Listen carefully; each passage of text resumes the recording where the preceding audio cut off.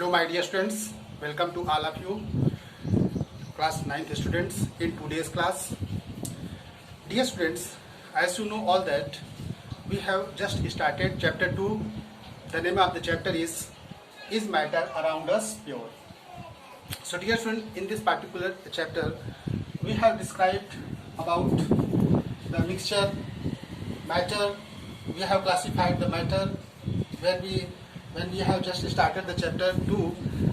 From starting, we have classified the matter into pure and impure substances. The pure substances, we have classified the pure substances into elements, compounds. Okay, but impure substance is classified into mixture, and mixtures, in the particular mixtures, we have seen that there are two types of mixtures: homogeneous and heterogeneous mixtures. So homogeneous mixtures and heterogeneous mixtures, we have already described. How can you recognize homogeneous mixture and heterogeneous mixture? My today's topic is a solution, suspension and colloids. I want to explain solution, suspension and colloids. So let us understand what are solution, suspension and colloids. So dear students, before starting, I want to recall you that solution already I have described in my previous video, but if you want to make comparison amongst colloids, suspension and solution, then we have to include solutions here also. तो solution क्या होता है पहले आप जान चुके हो. Solution is a mixture of two or more substances. Okay. दो या दो से अधिक substances को आपस में मिला करके जो हम लोग बनाते हैं वो हमारा solution होता है. तो solution is a homogeneous mixture. Solution is a homogeneous mixture.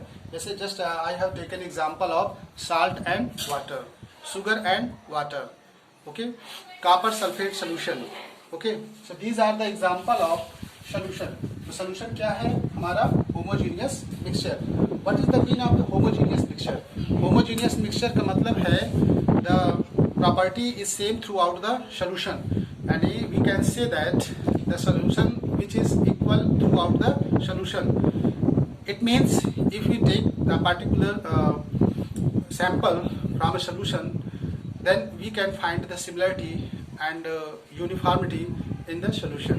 If the solution is sweet, if you have included intermingled sugar, then the solution will give a sweet taste.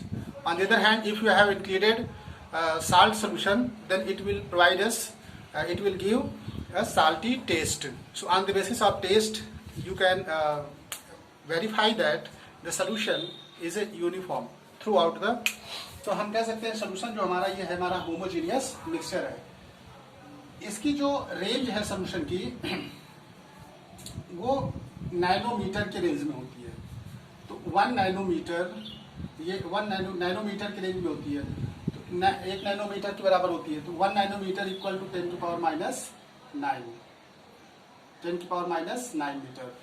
यानी जो सॉल्यूट पार्टिकल्स डिजॉल्व होंगे solution में, उनकी range क्या होगी 10 की power minus 9 metre के range में होगी.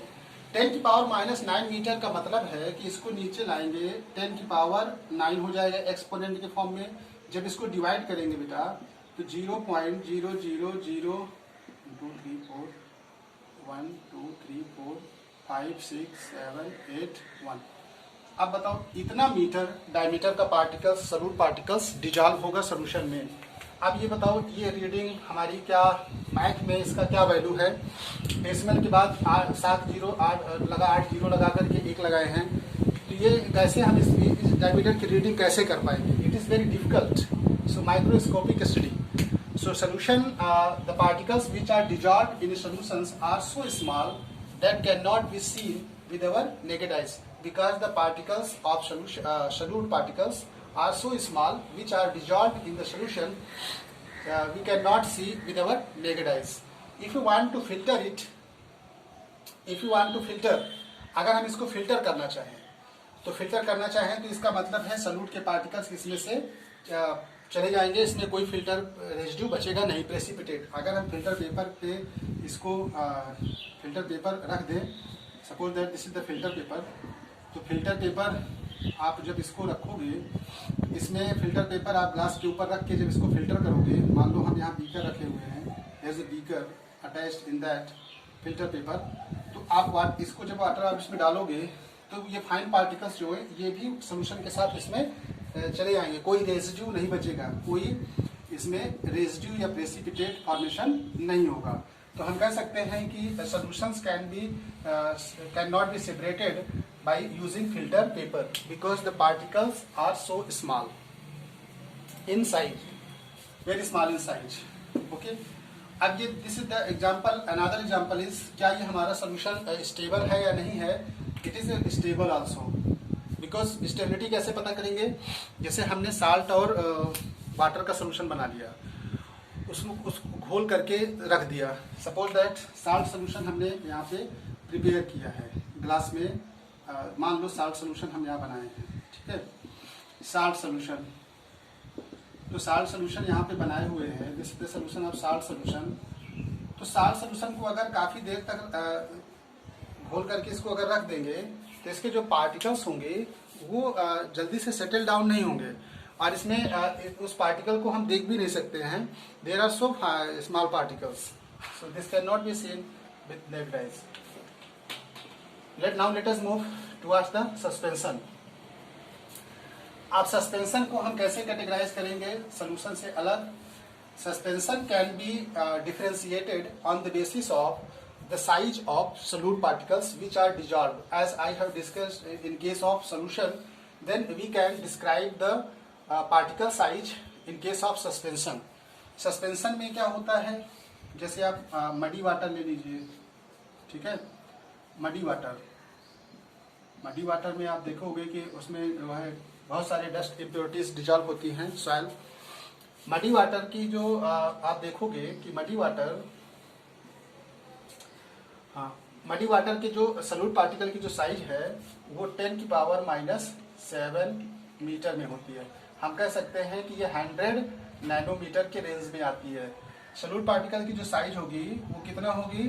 100 नैनोमीटर कहें या 10⁻⁻7 मीटर कहें, क्योंकि 1 नैनोमीटर इक्वल टू 10⁻⁹ मीटर। तो 100 नैनोमीटर में कितना होगा? 100 इंटू 10⁻⁹ मीटर।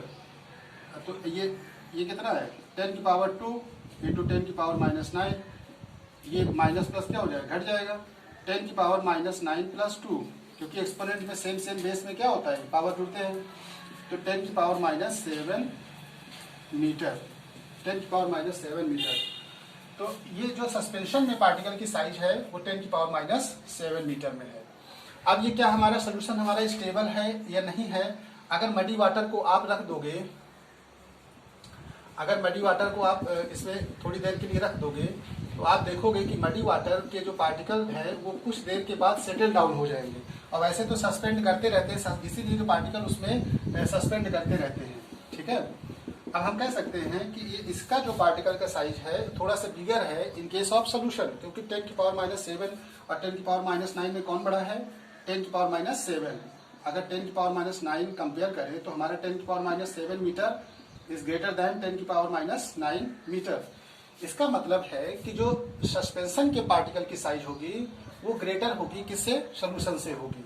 ओके, अब नेक्स्ट इज दैट, क्या हम इस सस्पेंशन के पार्टिकल को सेपरेट कर सकते हैं by using filter paper? Yes, of course we can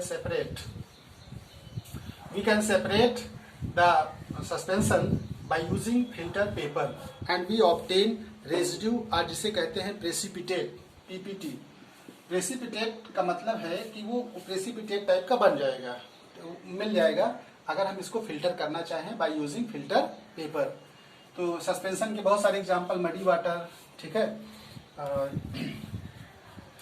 sand water, ठीक है, these are the example of suspension. Colloids में let us move towards the colloids. Colloids में क्या होता है? Colloids, important clear is colloids. Colloids में क्या होता है? कोलाइड्स की जो पार्टिकल की जो साइज होगी, सॉल्यूट पार्टिकल की जो साइज होगी वो सोल्यूशन से तो ग्रेटर होगी, ठीक है, greater than solution but smaller than suspension. Suspension से स्मॉलर होगी बट सोल्यूशन से ग्रेटर होगी।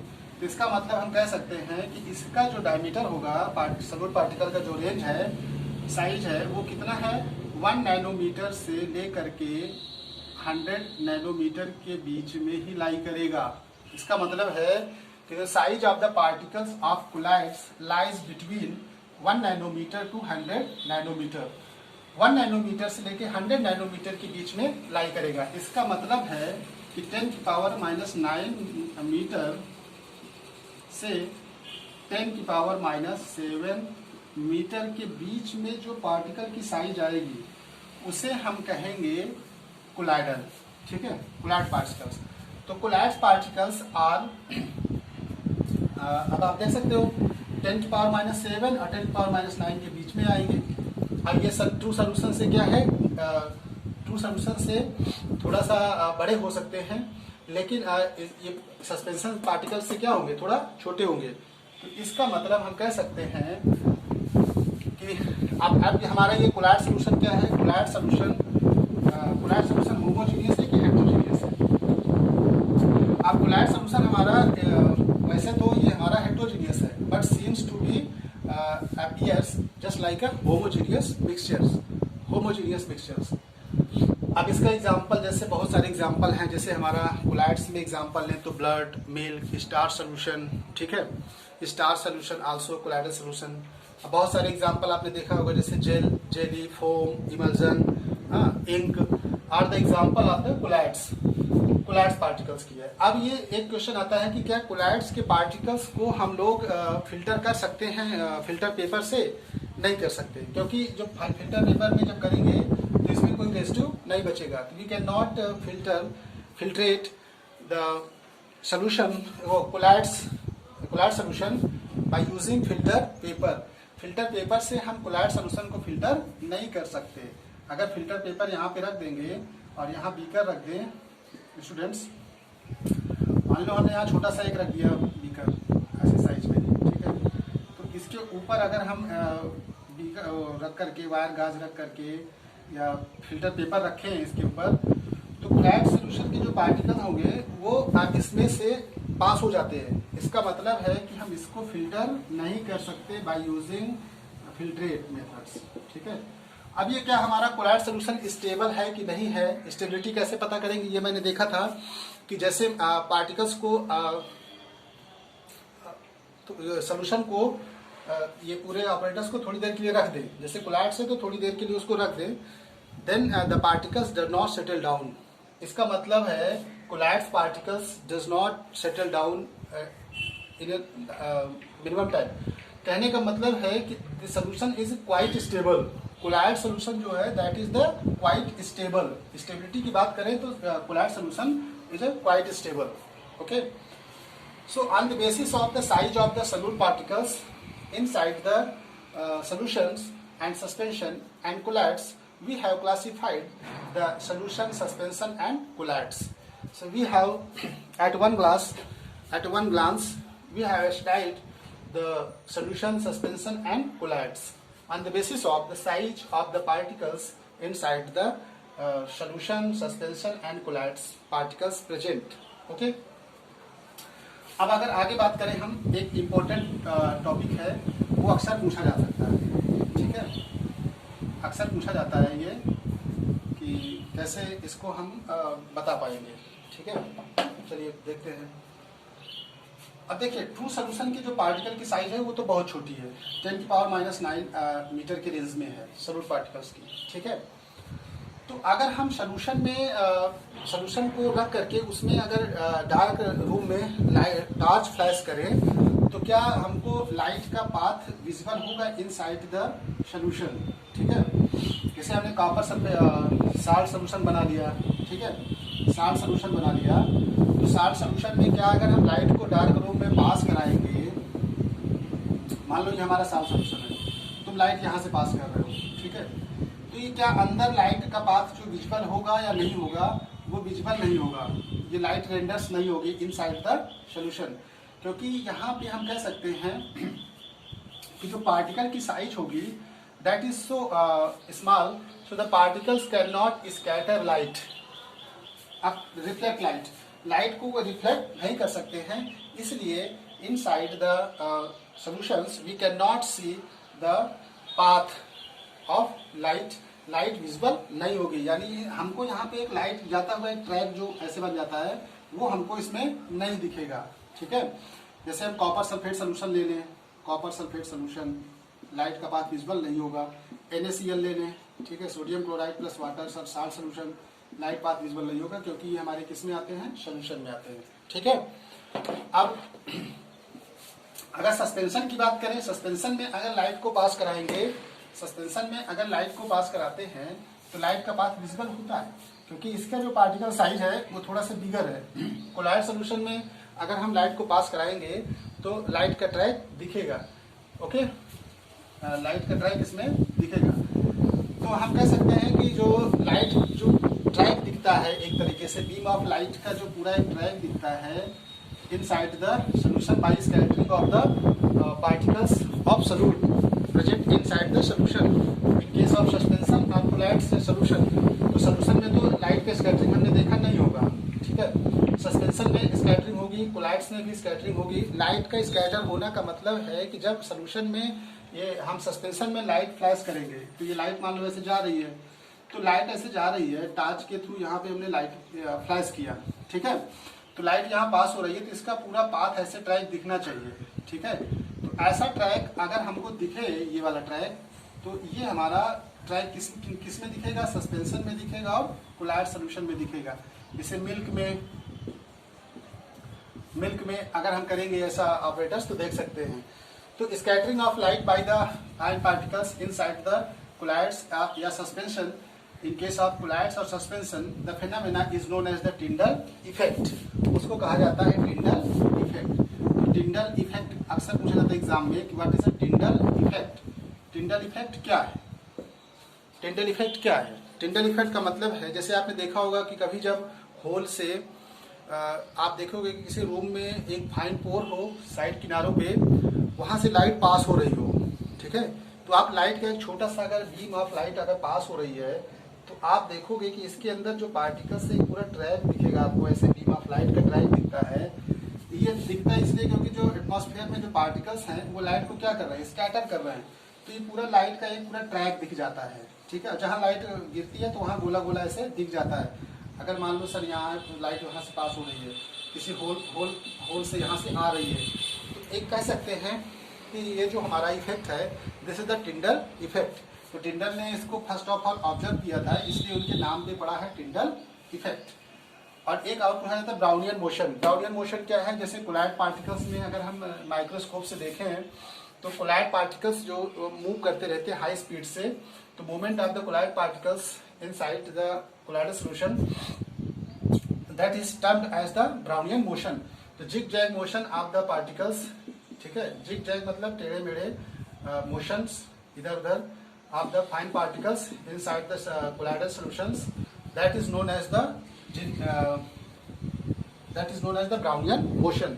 उसको ब्राउनियन मोशन कहते हैं। बॉटनिस्ट रॉबर्ट ब्राउन ने सर्वप्रथम उसको देखा था, इसलिए उसका नाम पड़ा ब्राउनियन मोशन। तो ये जो कुछ स्पेशल कंसेप्ट हैं which are related to the colloidals और suspension, we can associate with that. So dear students, at one glance we have described about the solution, suspension and colloids.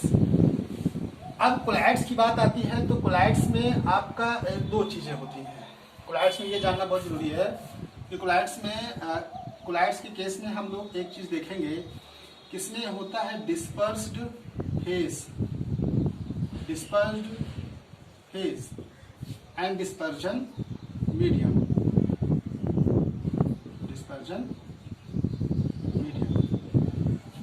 Dispersed phase and dispersion medium. तो collides में क्या होता है कि dispersed phase and dispersion medium. तो collide जब हमारा बनता है, फ्लेम करता है, तो इसमें एक डिस्पर्स्ड फेज होता है, डिस्पर्जन मीडियम होता है। तो क्या होता है डिस्पर्स्ड फेज और क्या होता है डिस्पर्जन मीडियम? इसको जानने से पहले अगर हम समझ लें कि जब हमारा सोल्यूशन बनता है तो सोल्यूशन हमारा सॉल्यूट प्लस सॉल्वेंट से बनता है। ठीक है, सॉल्यूट प्लस सॉल्वेंट से। तो जो सॉल्यूट होता है which is present in lesser amount that is dispersion phase, और जो सॉल्वेंट होता है which is present in greater amount that is dispersion medium. तो ये डिस्पर्जन मीडियम जो होता है जस्ट लाइक ए सॉल्वेंट, और डिस्पर्स फेस क्या होता है जस्ट लाइक सॉल्यूट। जैसे आपने देखा होगा फोम क्रीम, ठीक है, फोम क्रीम, शेविंग क्रीम, ठीक है, या कह सकते हैं कि सोप बबल्स, सोप बबल्स, जैसे सोप आप घोल लो जो डिटर्जेंट्स, ठीक है। तो इन सबको आप जब बोलते हो तो इसमें डिस्पर्स्ड फेज होता है, डिस्पर्जन मीडियम होता है। जैसे मैंने बताया था कि फोम में, तो फोम में गैस होता है, लिक्विड होता है, तो gas is a dispersed phase and liquid is a dispersion medium. तो हम इस तरह आइडेंटिफाई कर सकते हैं कि कौन सा डिस्पर्स्ड फेज है, कौन सा डिस्पर्जन मीडियम है। ये कैसे पता करेंगे? जिसकी क्वांटिटी कम होगी दैट इज डिस्पर्स्ड फेज, और जिसकी क्वांटिटी ज्यादा होगी that is dispersion medium. Okay clear students? Okay, तो यहाँ पे हम देख सकते हैं dispersed phase in case of colloids and dispersion medium in that one. So dear students, uses आप देखे होंगे कि कोलाइड्स का यूज ज्यादा होता है आजकल। कोलाइड्स का यूज कहाँ कहाँ होता है dear students? Where is the use colloid is used? Colloids आपने देखा होगा कि मेडिसिन में, फ्रूट्स में ज्यादातर हमारा जो एडिबल मटेरियल है, जैसे फ्रूट्स में जेली फ्रूट्स, ठीक है, जेल, ये टाइप के कोलाइड्स का यूजेस मेडिसिन में भी होता है। कुछ मेडिसिन जो इसी से बनते हैं कोलाइड्स, क्योंकि इजीली डाइजेस्टिबल होते हैं कोलाइड्स। और इस तरह हम देख सकते हैं कि सोल्यूशन, सस्पेंशन और कोलाइड्स को हमने यहाँ पे डिस्क्राइब किया, ठीक है। So dear students, today we have described about the solution, suspension and colloids, ठीक है। I hope students all of you have got it clearly. If you have any doubts regarding that, then you can ask to me through mobile, by making direct call, या through messages. You can deliver message to me and I will reply after reading it. So dear students, I hope all of you have got it clearly. The homework will be given on the basis of the video whatever you have seen there. Note down the homework. Homework note करिए. Note down the homework. Today's homework. Homework. पहला questions. Note down the homework.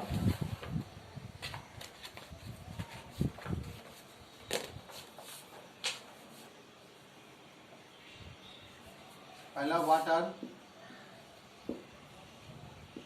are suspension? What are suspension? Give a few example. Give a few examples. कुछ examples आपको देने हैं. Few examples of suspension. पहला question है students, dear students, पहला question है what are suspensions, give a few example of suspension. Next is mention the properties of suspension. Mention the properties of suspension. Suspension की properties mention करना है. जैसे मैंने बताया था जितनी प्रॉपर्टीज हैं वो मेंशन करना है. What are colloids? What are colloids? Colloids क्या होते हैं? Fourth, what are collides?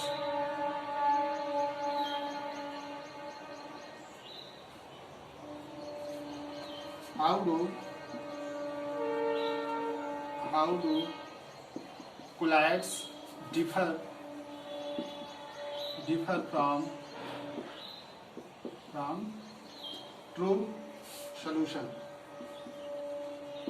True solution से कोलाइड कैसे डिफर करेगा ये आपको बताना होगा, ठीक है. एंड फिफ्थ इज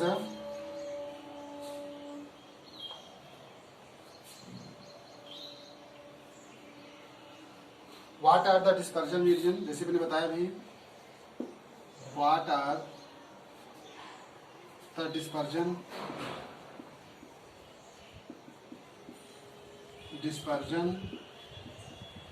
मीडियम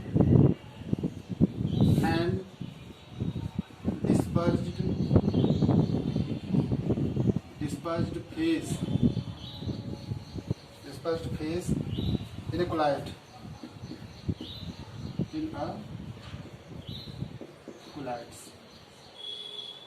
क्या बताना students? What are the dispersion medium and dispersed phase in a colloids. Colloids में डिस्पर्स्ड फेज और डिस्पर्जन मीडियम क्या होता है? So there are the questions which will be considered as a homework assessment. So note down the questions and try to give the suitable answers of the concerned questions. Thank you students for watching this video. Take a screenshot of these questions.